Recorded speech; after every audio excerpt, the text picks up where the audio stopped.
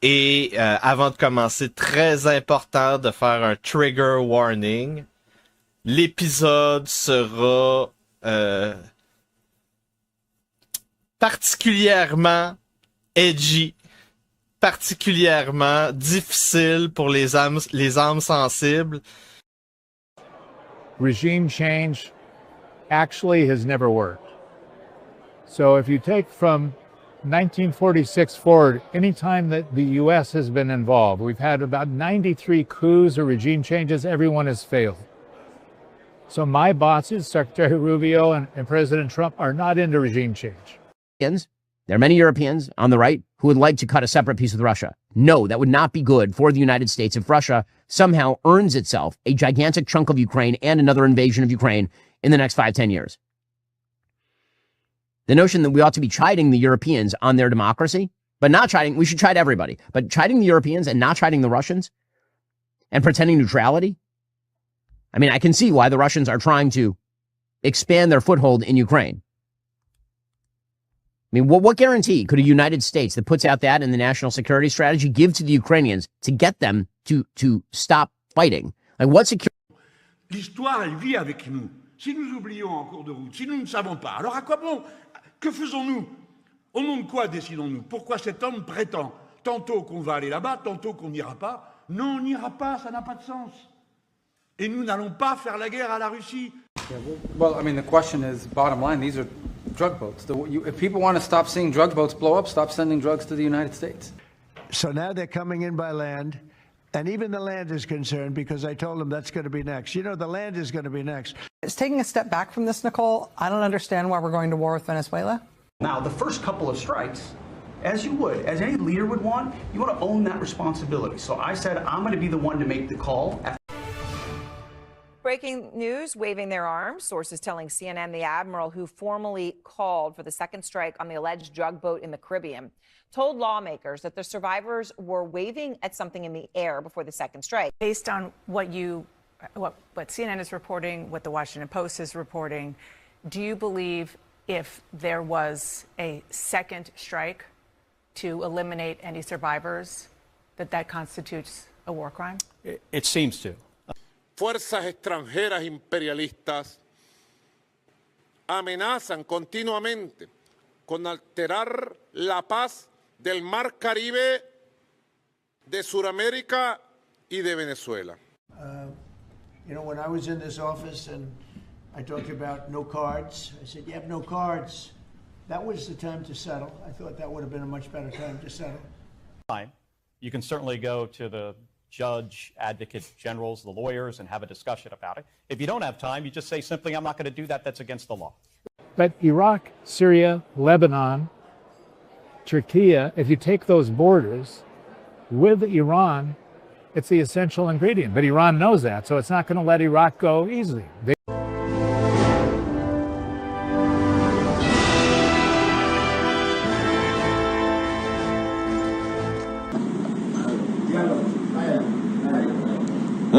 Dialogue. Dialogue. Dialogue. Dialogue. Call.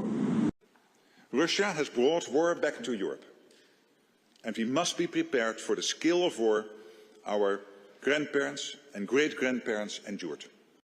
That I was being given this little peek into the resilience of Israeli citizens. It's a book by a historian by the name of Barry Strauss. It's called The Jews Against Rome. Puis on veut avoir des gens qui croient également à cette mission-là. Il y en a-tu des gens qui sont éveillés un petit peu? Pas « Ah ouais, mais je t'ai éveillé ». Non, non, si t'es pas dans l'action, tu dors. Si tu restes assis et tu fais rien, tu dors. Comme les autres. Arrête de dire que t'es éveillé, je suis réveillé. Non, tu ne l'es pas si t'es pas dans l'action. Puis l'action la plus facile à faire, pas la plus difficile. La plus difficile, Yann, c'est de se lever, d'aller manifester. Deuxième ligne. On appelle les forces de reste. Ce sera un cas différent parce que c'est pas l'OTAN, c'est une coalition internationale. On a une vingtaine de pays qui ont déjà dit ce qu'ils étaient prêts à faire activement, soit dans les airs, soit sur terre, soit en mer. on fera une force de réassurance aérienne. Elle ne sera pas basée forcément en Ukraine. Mais avec les opérations non, la plus difficile, c'est construire sa baronnie pour conquérir le Québec et fonder la couronne québécoise en tant que roi. Mais le plus facile, c'est faire un roi. C'est ça le plus facile. You're saying it's becoming almost impossible to be an outspoken defender of Jews and defender of Israel and to be a proud Democrat. The Bible proves that the Jewish people are the most unique people on the face of the earth. They are a chosen people. They are a covenant people. They are a cherished people. They are the apple of God's eye. Every year, the United States provides roughly $3 billion in military assistance to Israel. The benefit we get from that, the Mossad. The United States backs Israel, but they back it less than the Israel. I was having a lot of problems getting support for Israel. D'abord, on a des déstabilisations géopolitiques et un niveau de tension très fort. Vous le voyez, et vous entendez parler sans doute chaque jour de la guerre lancée par la Russie en Ukraine qui touche directement l'Europe. On voit les tensions dans la région qui sont aussi fortes. On voit la rivalité qui existe entre les États-Unis et la Chine, qui va quand même structurer beaucoup de choses. Et tout ça pourrait, en quelque sorte, séparer les continents.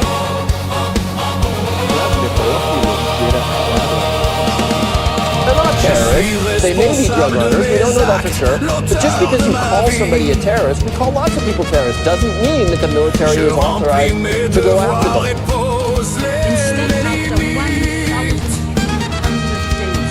Je suis engagé dans ma communauté. Je suis le baron inquisiteur, bâtissant une baronnie et une nouvelle inquisition. C'est plus que cela, c'est un combat contre les hordes morts-vivants, sorcières, succubes, démons. C'est un appel à la liberté, à l'égalité, à la fraternité. C'est un appel au front commun contre les nécromanciens. Je suis sensible, je suis émotif, je suis humain. Je gère mes émotions, je les exprime, je les canalise. Nous avons une mission. Une mission divine. Si c'est pas nous qui le fait, il n'y a personne qui va le faire. Je suis équilibré. Aïe, aïe, aïe. Je suis serein.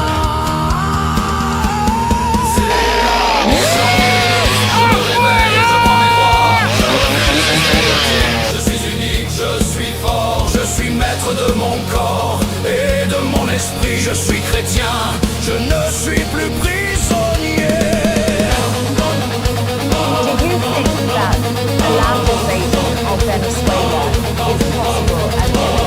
El gobierno de Estados Unidos decide mandar a la CIA para Venezuela. ¿Ustedes vieron la noticia?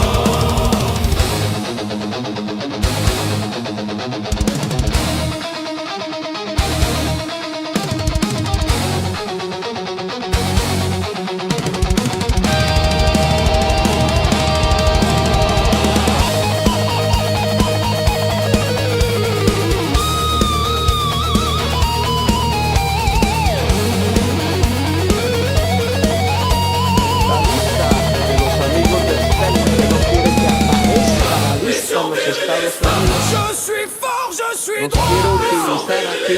Je me réveille, je prends mes droits. Je suis maître de mon corps, maître de mes émotions.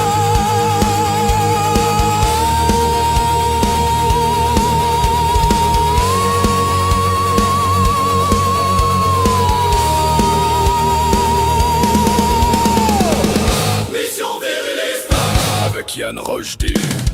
Mission viriliste contre les hordes de morts vivants. Mission viriliste contre les sorcières, succubes, démons et nécromanciens. C'est la mission viriliste.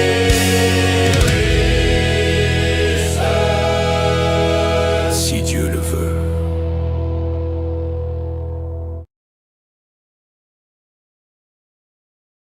Et bonsoir tout le monde, je m'appelle Yann Rochdy, bienvenue en direct de la Mission Viriliste, épisode du 12 décembre 2025. Ce soir, nous sauvons la démocratie vénézuélienne. Oui, ce soir, nous plongeons dans un univers où l'horreur cosmique rencontre la politique contemporaine dans un spectacle qui pourrait en ouvrir les portes de vos pires cauchemars. Le podcast s'autodétruira à la fin du direct sur YouTube. Venez nous rejoindre combattre la censure sur Rumble, Substack, YannRochdy.com, TikTok. Tous les liens sont dans la description du vidéo dans le bas de l'écran. Ce soir, les banquiers négocient la fin de la guerre en Ukraine. Les banquiers juifs visite sur les fronts européens, asiatiques, américains, africains, moyen-orientaux, Hakuna Matata. Sauver la démocratie en volant du pétrole vénézuélien. C'est ça, donc c'est pas une grosse semaine.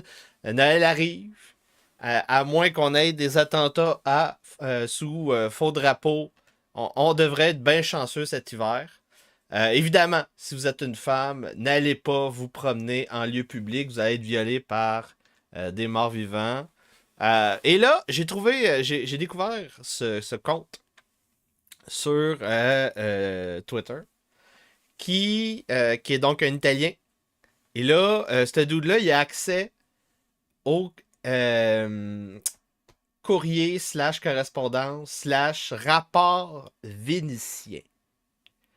Parce que oui, Venise a été un empire maritime. C'était très puissant. Il y avait des colonies un peu partout dans la mer Méditerranée. Ils étaient les premiers importateurs-exportateurs ottomans / européens pendant plusieurs siècles, / vendeurs d'esclaves. Et donc, à l'époque des guerres italiennes, la Renaissance italienne, avant la modernité, ils amènent beaucoup d'informations qu'on maîtrisait mal à cette époque-là. Parce que c'est avant que la presse de Gutenberg commence à plus créer la possibilité de l'opinion publique et du journalisme moderne. Donc, des rapports au Sénat vénitien, par exemple. Donc, c'est ça. Ils ont commencé à traduire ça avec l'intelligence artificielle. Et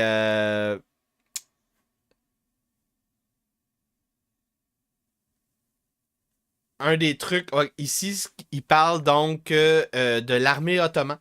L'armée ottomane, pourquoi l'armée ottomane fonctionnait bien? Parce qu'ils étaient homogènes. Donc, c'était pas une armée de mercenaires. Donc, ça, c'est intéressant. Ça, c'est selon les espions vénitiens. Ensuite de ça, les Vénitiens comprenaient que pour avoir une marine forte, ça prend une flotte commerciale forte. Les deux sont liés parce que pour que tu puisses stocker ce que ça te prend pour faire la guerre, ça te prend les endroits où il y a nécessairement des bateaux commerciaux, des flottes commerciales. Donc, ça te prend des ports, des entrepôts, des forteresses. Et donc, les deux sont liés. Et troisième truc, c'est ça. Pas de mercenaires étrangers. Tout le monde parle la même langue dans l'armée. Donc, des trucs très intéressants sur suivant les enseignements des espions vénitiens durant la Renaissance. La pré-Renaissance et la Renaissance. Donc, le sujet ce soir, évidemment. Oui, j'ai oublié. Mettez un like. Envoyez des dons. Parce que là, on n'a pas eu un bon dernier mois. On a 50 $. Si vous voulez une invasion TikTok demain, il va falloir envoyer 48 $ ce soir. Ensuite de ça, si vous envoyez 100 $ en tout d'ici la fin de l'émission, je vous fais une invasion TikTok ensuite, après une petite pause là, ce soir. Parce que c'est une petite émission. Puis je me suis dit qu'on va peut-être pouvoir faire une invasion TikTok. Ensuite de ça, matinale du glaive ensanglanté, visite chez Lux Media, il va falloir envoyer plus de dons encore. Sinon, on recommence à zéro la semaine prochaine. Donc, sans vous, je ne peux pas continuer ce travail. Donc, oui, pour les gens qui vont écouter en différé, ils veulent traverser le mur du paywall YannRochdy.com, YannRochdy.substack.com. Ici, ça, c'est les infolettes gratuites. Mais vous allez dans la section podcast ici et vous avez les podcasts payants. Sur YouTube aussi, vous pouvez vous abonner. Vous pouvez envoyer des dons via mon adresse courriel aussi. yann.rochdy@gmail.com. Je vais vous donner accès à yannrochdy.com, à Substack ou les deux. Juste m'envoyer un courriel quand vous voulez que je débloque votre compte sur d'autres plateformes. Donc, c'est ça. Ce qui est arrivé, on voit ici, c'est la saisie, vous l'avez vu dans le montage, la saisie du premier supertanker au large du Venezuela. Pourquoi? Parce que c'est ça. La raison pourquoi on est en train de nous expliquer qu'on s'en va en guerre que les Américains s'en vont en guerre contre le Venezuela, c'est tout simplement pour faire du cash. Donc, c'est la doctrine Monroe. La doctrine Monroe, c'est défendre le bastion continental impérial américain, c'est-à-dire l'Amérique. Parce que l'Amérique, c'est un continent, même s'il y a un canal de Panama qui sépare les deux. C'est un gros continent. Et donc, il faut que l'Empire américain se focus sur l'Amérique comme l'Espagne, post-Charles Quint, a trop perdu son temps durant les guerres italiennes et la guerre de 30 ans. Il aurait dû focusser sur l'Espagne et l'Amérique plutôt que de focusser sur l'Europe en plus. C'est ça. Donc, ça, c'est au niveau de la géopolitique planétaire. Ensuite de ça, deuxième élément de réponse, faire du cash. Troisième élément de réponse, la Chine a construit une raffinerie pour traiter le pétrole lourd dégueulasse dans les Caraïbes. Donc, on veut éviter un rapprochement avec la Chine, on veut éviter un rapprochement avec la Russie. Et évidemment, autre élément de réponse, on veut mettre fin à la dictature. On veut pas qu'il y ait de transition. On veut complètement choisir qui sera le nouveau boss. On voit ici prendre possession comme des pirates des bateaux tankers vénézuéliens. C'était une stratégie qui a été pensée dès 2019. Partagé par le journaliste gauchiste Max Blumenhold avec des courriers, évidemment, comme source, très important. Toujours mettre les sources. Donc, c'est ça. Pour l'instant, le Venezuela ne va pas répondre à ces actes de piraterie. Par contre, à un certain niveau, ils vont devoir répondre. Donc, c'est 1, 2, 3, ça va. Il y aura pas, on n'en entendra pas tant parler, mais quand on va être rendu à proche d'une dizaine, je dirais même proche de 5. Rendu à 5, ça va être. Va falloir trouver une réplique. Donc, on va suivre ça, très important. Ici, vous voyez la raffinerie chinoise dans les Caraïbes. C'est une des vraies raisons. Donc, podcast de Mario Nafald avec l'ex-agent de la CIA, John Kiriakou, comme source.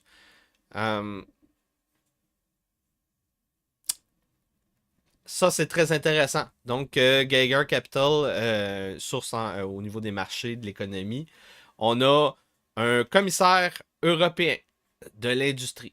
Son but dans la vie, c'est de faire des deals, aller chercher donc des ressources primaires, les ramener en Europe pour les transformer, les raffiner, faire des produits et revendre ça sur le marché sur la planète.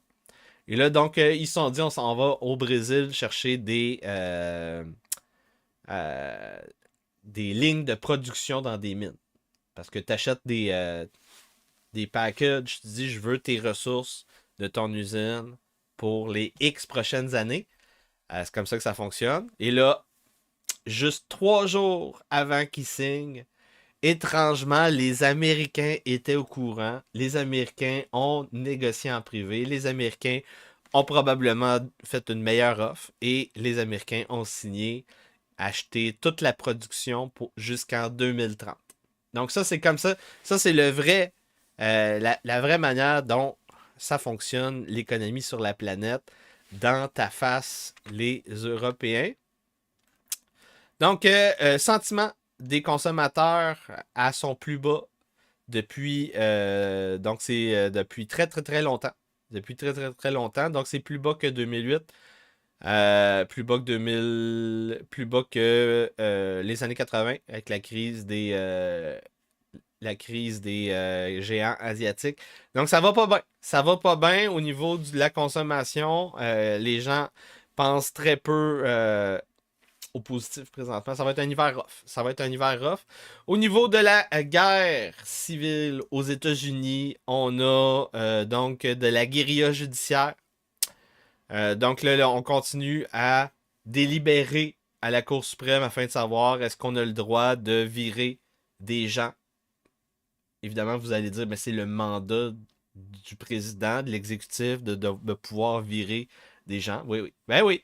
Ben évidemment, quand t'es un gauchiste, puis tu interprètes la loi, ben tu vas dire le motif de l'administration Trump n'est pas un motif valable.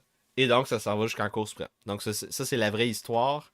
C'est des interprétations versus le privilège exécutif. C'est qui le boss? C'est qui a l'impérium? Donc, ici, le juge Neil Gorsuch qui s'en va, qui chiale contre l'État profond.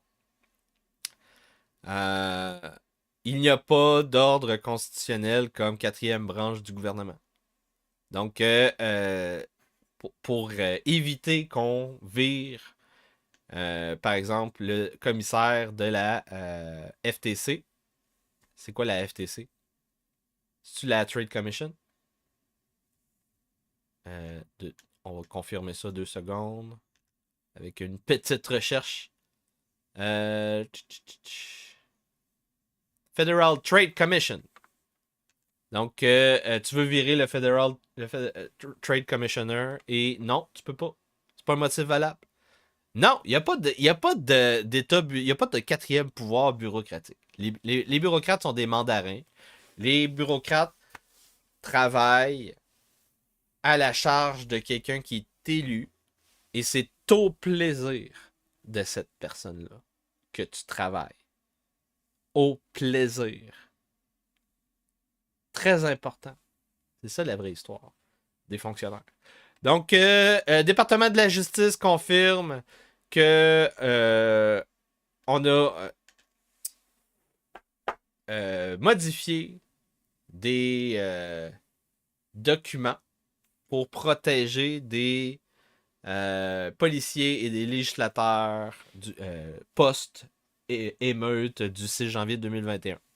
Pour éviter qu'on découvre que c'est un petit peu de la manipulation des faits. 4100 documents modifiés, c'est quand même intéressant. Donald Trump qui s'est fait pogner à micro ouvert en train de dire les hosties de fake-ass républicains. Donc là, premièrement, t'as des fake-ass républicains qui le trahissent. Et t'as des fake-ass républicains qui sont pas capables de travailler ensemble malgré qu'ils étaient majoritaires au Sénat et à la Chambre des représentants. Ils avaient tous les postes pour la première année de mandat et ils ont rien fucking fait. Donc, fake-ass républicain, c'est ça. Grossièrement, là, cette première année de mandat, là, il s'est pas passé grand-chose. C'est énormément de show, très peu de rendu. En fait, Trump n'est même pas capable de faire passer ses nominations au département de la justice. Donc, grossièrement, on a mis sur stop l'état bureaucratique au niveau des démocrates. On temporise jusqu'au midterm. C'est ça le plan. Donc ici, on a les fake-ass républicains qui... parce que ça, c'est l'autre partie de la guérilla. La guérilla, c'est redistricter, gerrymandering. On redessine les cartes électorales. Et là, c'est tout le monde comprend, là. C'est le prolongement de jouer avec les votes par la poste, les leveurs de vote à domicile, les boîtes à scrutin pas surveillées. Ça, c'est une partie du jeu. Sortir le vote le jour du vote, une autre partie du jeu. Et là, on a évidemment le gerrymandering. Ça, c'est partout, ici aussi. Hein. On a notre version du gerrymandering. Par exemple, en Gaspésie, aux prochaines élections, ils perdent un député. Parce que il n'y a plus personne qui veut vivre en Gaspésie.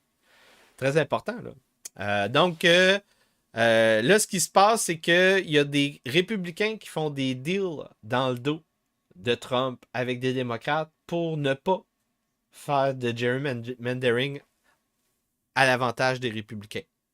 Donc, des traîtres. Des sales traîtres. Les démocrates et les républicains sont en train de faire ça un peu partout. Ici, on bloque des nominations de juges. Ici, on va dans le dos, en Indiana, on va dans le dos de Donald Trump pour dealer avec les démocrates. Ici, on a 13 républicains qui votent avec les démocrates pour révoquer un ordre exécutif en lien avec je pense que c'est les travailleurs fédéraux. Je pense, les syndicats de travailleurs fédéraux. Très intéressant. On confirme que si vous traversez la frontière aux États-Unis, on va aller surveiller vos réseaux sociaux pour les 5 dernières années. Donc, tout qu'est-ce qu'il y a sur votre téléphone 5 dernières années, ça va être intéressant de voir combien de Canadiens vont être arrêtés à la frontière. Ensuite de ça... Donc, on a une série de juges qui ont été mis sous sanction par l'Empire américain, des juges de la Cour criminelle internationale. Pourquoi? Parce qu'évidemment, il y a un mandat d'arrêt émis contre Benjamin Netanyahu et sa chaîne de commandement pour crimes contre l'humanité. Témoignage d'une juge de la Cour criminelle internationale avec Tucker Carlson. Marco Rubio a annoncé qu'on arrête d'utiliser la police, le fonds Calibri, et on recommence à utiliser Times New Roman pour les documents officiels. Donc, c'est très important. Très important, le fonds officiel. Ici, c'est ça. On a d'autres personnes qui parlent de ces sanctions contre la Cour criminelle internationale. C'est pas à la bonne place, là. J'aurais dû mettre les... Tout le monde en parle.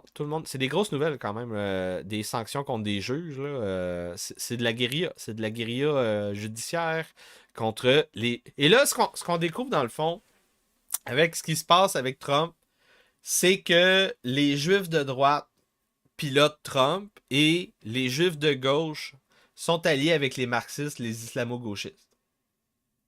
C'est ça, là. C'est un renouveau soviétique qu'on est en train de vivre. Et là, il faut qu'on se pose des questions. Il faut qu'on se pose des questions au niveau de ce renouveau soviétique. Comme à l'époque soviétique, la gauche, l'islamo-gauchisme est l'alternative à l'impérialisme. C'est la même chose qui se passe. Et là, il faut qu'on se pose la question. Est-ce qu'on reste à droite? Ou est-ce qu'on s'allie avec les gauchistes pour lutter contre cet impérialisme-là? On n'est pas américains, nous autres. On est québécois. On est francophones canadiens. On est chrétiens. On est blancs. On est nord-américains. On est tout ça. Qu'est-ce qu'on fait? Qu'est-ce qu'on fait? Évidemment, le Rojdis prône l'accélérationnisme. Donc, ultimement, ce qu'on peut faire au Québec, c'est vraiment prévoir ce que le grand frère américain fait, ultimement. Et il faut éviter de se faire écraser parce qu'il décide que finalement, on n'est pas cool. Pour X, Y, Z raison. Donc, il faut faire ce qu'il veut. Il faut être très proche idéologiquement du grand frère. Donc, tu as le droit de supporter Israël. Moi, sérieusement, Sérieusement, vilain troll. Moi, je l'ai dit. Moi, je suis un meilleur vendeur d'Israël que les les sionistes. Ça me prend juste 7000$ dans mon compte et je vais vous vendre ce qui se passe à Gaza mieux que tout le monde. Très important. Très important de mettre un like. Et parce que là, on est rendu à la fin de la section gratuite. Quand vous allez écouter à la fin du direct, tantôt, ça va couper. YannRochdy.com pour aller voir le podcast au complet. 5$ par mois. YannRochdy.substack.com. Je vais uploader ça ce soir ou demain. Sur YouTube, vous allez dans la section souscription. La petite pastille verte réservée aux membres. Et là, très important, là, les recensions de livres, on a appris des choses vraiment très importantes avec le dernier livre. Dernière paix chrétienne au niveau de l'Empire, la souveraineté. Et là, c'est là qu'on est rendu. On est rendu à comprendre l'Empire pour préparer l'entrevue avec Alain Soral qui s'en vient en 2026. J'espère que vous êtes prêts. Attention là-dessus. As-tu des super chats ailleurs? Non. Donc, on a eu quoi là? Il y a eu 15$. On est rendu à quoi? Ça veut dire 67.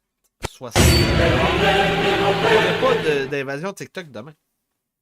On n'a pas d'invasion TikTok demain, à moins qu'on ait un sauveur. Ça va prendre 33$. Vous avez jusqu'à demain soir. Vous avez jusqu'à demain soir. Si demain, avant 5h le soir, vous n'avez pas envoyé les sous, je prends congé. Et là, c'est ça comme ça. C'est comme ça que ça marche. Je prends congé, je vais jouer à Space Marine 2. Donc, je vous souhaite une bonne soirée. On se voit peut-être demain. Sinon... Ah, ben oui, c'est vrai que je vais probablement faire un direct avec Carl Brochu demain. Carl Brochu puis Bertrand Scholar. On va parler d'America First. Et ensuite de ça, les sorcières de la semaine. Ça va être dimanche. Et c'est ça. Bon, bonne soirée. Au nom du narratif du rochdisme débridé, l'acteur Yann Rochdy et le personnage du baron inquisiteur rentrent en rébellion ouverte contre la couronne britannique. C'est terminé. Nous arrêtons de nous soumettre. Tous les pouvoirs souverains sont rachetés au nom de Jésus-Christ. Et vous allez arrêter de nous raqueter. C'est terminé. Nous sommes en taquillon. Nous optimisons notre fiscalité. Nous créons des sociétés fraternelles. Nous travaillons dans une mission œcuménique qu'on appelle la Nouvelle Inquisition. Nous construisons la baronnie rochdienne. Et c'est comme ça que nous allons réparer le Québec. Bonne soirée. Si vous parlez de ce sujet, vous faites partie de l'extrême droite. Littéralement. Shiloh! Où es-tu, Shiloh? Où est la Shiloh québécoise?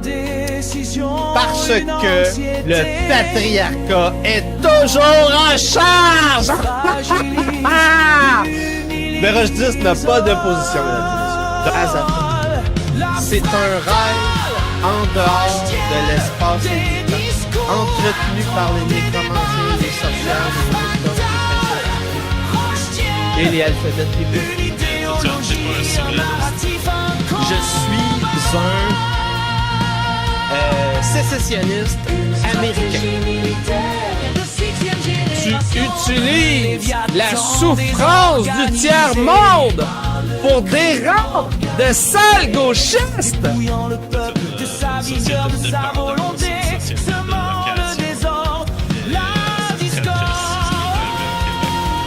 Donc c'est quoi un monde viriliste? Un monde viriliste, c'est un monde où quand un mort vivant vient pour te décrisser, te racketter, te faire peur, tu lui crisses une claque ta gueule et il recule comme une petite bitch. Des propositions contre les fonctionnaires et les ministères qui ne sont pas assez radicales. Il y a des gens qui pensent que j'exagère. que je jouerais un rôle. Vous devez comprendre quelque chose d'important. Je veux littéralement mettre des sorcières sur des bûchers.